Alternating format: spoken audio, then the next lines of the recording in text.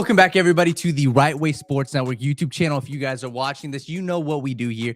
My name's Daniel Alameda, here with my guy Andrew Little. We're giving you the 10 best fantasy matchups you need to know for NFL Week number 8. Once again, if you guys are watching this, subscribe to the YouTube channel, click like, and also comment down below, and you can reach out to us on X or Twitter. We always interact with you guys. So, Andrew, you've got 5 guys. I've got 5 guys. Let's tell the people who we love this week. Who's number 1? First off, I'm going with my favorite quarterback matchup this week, Jared Goff versus the Raiders. Last week, a little bit of a dud, under 10 points against Baltimore, and it was a pretty weird game for the Lions offense. But before that, he had back-to-back 20 fantasy point games, so he's balling. And then he's been incredible at home for the past 2 years, 24 points a game in fantasy at home, averaging nearly 3 touchdowns this year. And he's got a great matchup. The Raiders are a not super impressive defense. Their pass defense is all right. It's not as bad as their run defense, which I'm going to talk about in a little bit. But it's a good matchup. Jared Goff is balling out at home and coming off of a rough week last week. I think he bounces back in a big way. I'm with you. I think, once again, what is the theme of our show? It is buy low, guys. I'm looking at, what happened last week. Look at a guy like Jameson Williams. Jameson got 6 targets, 0 receptions. That's not going to happen week after week. And once again, another guy, Amon-Ra St. Brown. The dude has seen 15 plus targets in each of the past 2 games. This is a perfect bounce back spot. I am in love with what you said about Jared Goff. I love him. My number 1 and the number 2, DJ Moore. I love DJ Moore this week. And a lot of people say there's no Justin Fields probably. Tyson Bagent isn't a terrible quarterback, but he plays right into the hand of fantasy owners. DJ Moore, the past 2 games with Tyson Bagent, 8 targets and 9 targets, 5 receptions, 8 receptions. The dude is going to be a PPR monster this week. I wouldn't be surprised if he got 10 plus targets, even 8 plus receptions. So I'm looking at DJ Moore. I think it's a beautiful matchup, right? And once again, DJ Moore's the guy. You know he's going to get the targets. And Luke Getsky, what he's going to do is he's going to draw up plays to get your best player involved. He'll have at least 8 receptions. I wouldn't be surprised if he has 70 yards and a touchdown. Love DJ this week.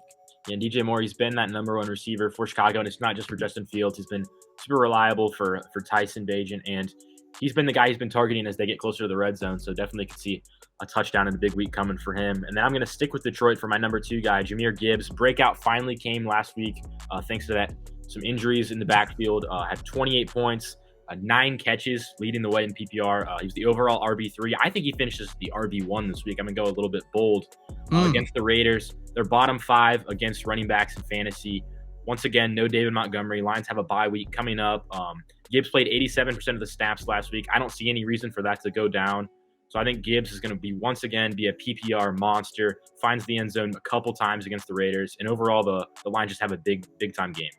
I love it. I love Gibbs. I think now you're starting to see the production out of him, and he's a player where he can do it all. And I'm the guy, I love to bet on a guy that's 1, getting rushes, and 2, getting receptions and looks out of the backfield. I love Jahmyr Gibbs. My number 2 and the number 4, give me Christian Kirk.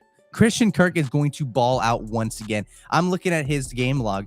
The thing that strikes me is every single game he's having a big play. Let me just read this off to you. Last game, 44 yards. And this is just in one play. 29 yards the game before. 30 yards, 26, 45.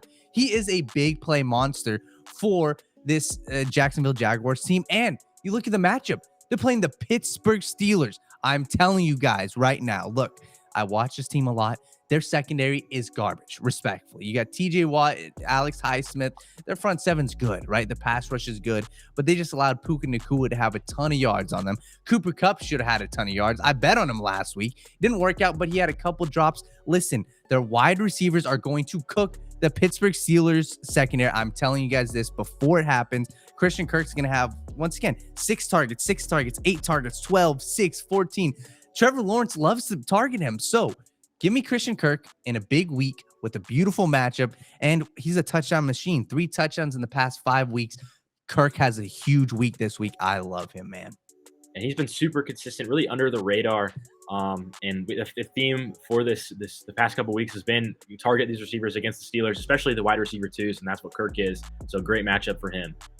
And then I'll move on to a receiver, a little bit more of an under-the-radar guy, Rashid Shaheed going against the Indianapolis Colts. And now the Saints offense, you might hear it and go, oh, that's kind of ugly. I had my most recent article, a waiver wire guide for week 8. I had 3 Saints on there, and I had somebody comment, why do you want to target this offense. The volume's been there. Derek Carr's had 50 passing attempts in a couple games. Like, it's been crazy. And they're going up against a really weak pass defense. The Indianapolis Colts, they love to run a lot of zone coverage. Their cornerback room is completely depleted. Rashid Shaheed, he's a big play magnet, and he's going up against zone defense. He thrives against that. I think he has at least one, maybe two big catches. He's a sleeper start. He's had 14 targets the last 2 weeks. I think he finishes as a top 24 receiver, and he's not even a flex play in most leagues. I'm with you. Once again, this is what we're doing. If you guys are watching this, once again, like this video, subscribe to the channel, and also comment down below because we're giving you guys gems like this. This is a perfect matchup. You look at the Colts, respectfully, people who just watched the game could say, okay, they got a damn good defensive line. Look at what they did last week. It's not what that's about. It's about what is the defense giving you, and the Colts defense gives you a ton, right? They give up deep plays. They give up quick passes. I'm with you. I think Shaheed has a huge week this week. So my guy, I hate that I'm going with all these receivers, but give me Jakobi Meyers. Jakobi Meyers, the theme with him is it's either Jimmy Garoppolo or it's nothing with him, right? You look at the 2 games that he's played without Jimmy Garoppolo, they've been okay, right? Aiden O'Connell, when he was there, he only got 4 targets with them. Last week, surprisingly, he got 13 targets. But with Jimmy Garoppolo in, he's seeing at least 10 targets every single game. So I'm looking at Jakobi Meyers, and I'm telling you guys, he is a huge part of their game, especially he's got a great connection with Jimmy Garoppolo. And I look at this Lions secondary too. Their secondary is giving up a ton of plays. Look at last week, man. Zay Flowers. Look at what Lamar Jackson did to the Detroit Lions defense. So if there's a guy that I think is getting extremely slept on this week, it's Jakobi Meyers. He's a PPR monster. He's going to get a ton of receptions, and he can do it at all 3 levels of the football field. Give me Jakobi Meyers. I think he has a nice week this week. Yeah, and it's been that Patriot connection, whether it's Jimmy G or Brian Hoyer. Jakobi Meyers has been balling out. Another great matchup. My number 4 guy is Gus Edwards going against the Cardinals. Kind of similar to Gibbs. Had a bit of a breakout week last week. But a lot of that was because of one play. It was an 80-yard reception. That's not what impressed me. It's been his consistency as a runner. He's had double-digit carries since week 2. He's had 14 per game since week 4. He's been the lead force in that backfield, along with Justice Hill. But Gus Edwards has been the main guy on the ground. And the Cardinals, they allow the 4th most fantasy points to running backs. And this is the game where the Ravens, they've been cooking on offense. I think they get out early, and that's perfect for the game script for Gus Edwards. He'll be on the field to be carrying it a lot. And with the Ravens in control, that's great news for Gus Bus. Yeah, I love that. I love that. Something when I was looking at, his stats and before, or when you told me that, he's just consistent. The dude's getting 14, 15 carries every single game. And once again, my thing, what I like to do too is, bro, you just got to bet on opportunity. Bet on guys that are going to get 12, 15, 20, touches a game, and you live with the results. If he gets 15 rushes for 40 yards, whatever, you live with it. But I'm confident he'll get in the end zone. I love that. Diontae Johnson, that's my next guy. This is a guy who's kind of he's all over the place. People don't know what to do with him, but I'm telling you guys, Kenny Pickett, let me just start off by saying, is not a great quarterback, but he targets Diontae Johnson. So far this year in week 1 and last week when he was returning from an injury, 6 receptions. 6 receptions in both games. Diontae Johnson, he's a target monster. And I'm looking at the Jacksonville Jaguars secondary. I'm telling you guys, look at what the Saints just did, right? Derek Carr obviously didn't look great, but a ton of pass attempts. I wouldn't be surprised if Kenny Pickett has 40+ pass attempts, which means more targets for Diontae Johnson. I'm confident the dude will get 10+ targets this week. And if he gets 10 targets, give me 6 receptions, 60-something yards. I'll live with that. So give me the opportunity. Diontae Johnson has a huge week and reminds people, hey, Kenny Pickett isn't a great quarterback, but he throws the ball to Diontae. Yeah, and we've talked a lot about these under-the-radar receivers this week. Johnson, only under the radar just because he's coming off an injury. I definitely agree. He reemerges this week, and we know the volume's going to be there. And then my final guy, I have to put a bit of an asterisk before this one just because he's a little bit injured. Darren Waller against the Jets. He has a hamstring injury, so we need to monitor that availability. I think he's good to go. And if he is, he's a top 3 tight end this week for me. 26 targets the last 3 games. The Jets are allowing the most fantasy points to tight ends.